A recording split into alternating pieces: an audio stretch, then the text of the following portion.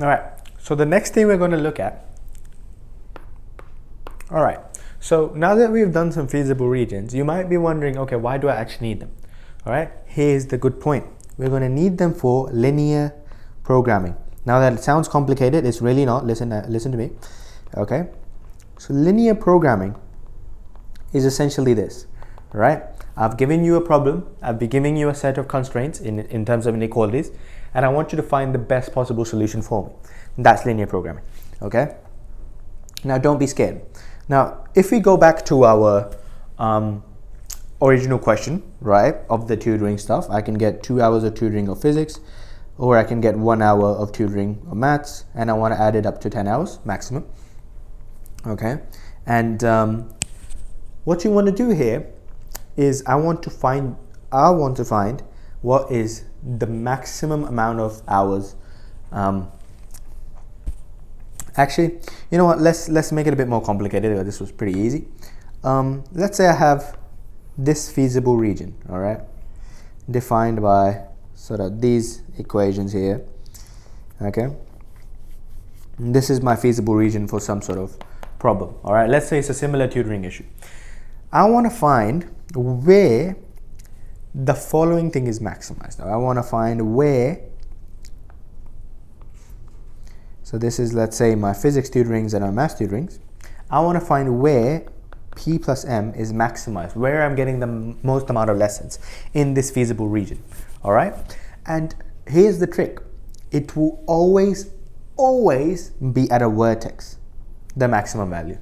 Now, the vertexes are the corners.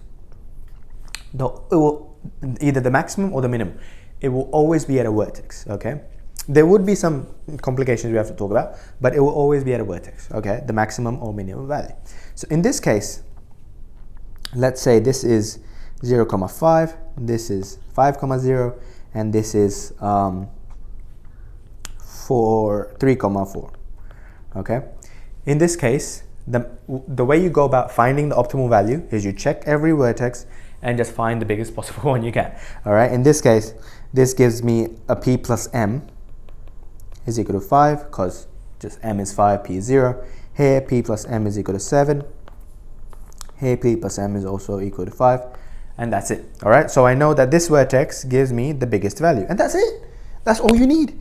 You just give some context to it. You get to your graph drawing part. That's what we did in the last lesson. Okay, we get to the graph, and then you just check all the vertices and you get your optimal value. The only concern is when you have the vertex as a decimal. Whoopsies.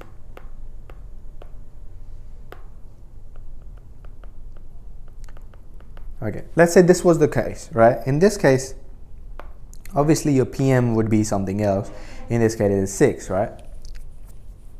So the point is that this is still clearly the optimal solution, right? This is the maximum value you can get.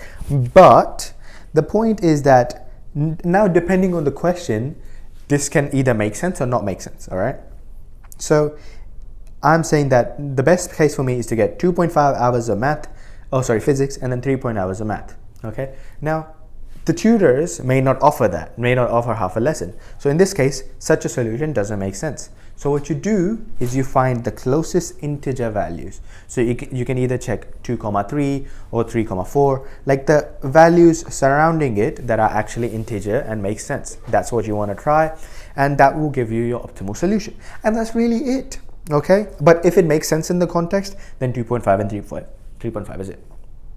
But that's the whole method. That is a really simple idea to get the optimal solution every single time. And I know the hardest part is getting the graph.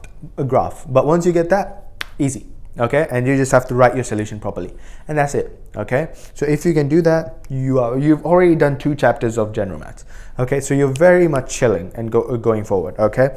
It is going to get a little bit harder as we go on, but this part, really simple, really easy. I know it looks easy. It is easy. Let's get this done. Okay, good job.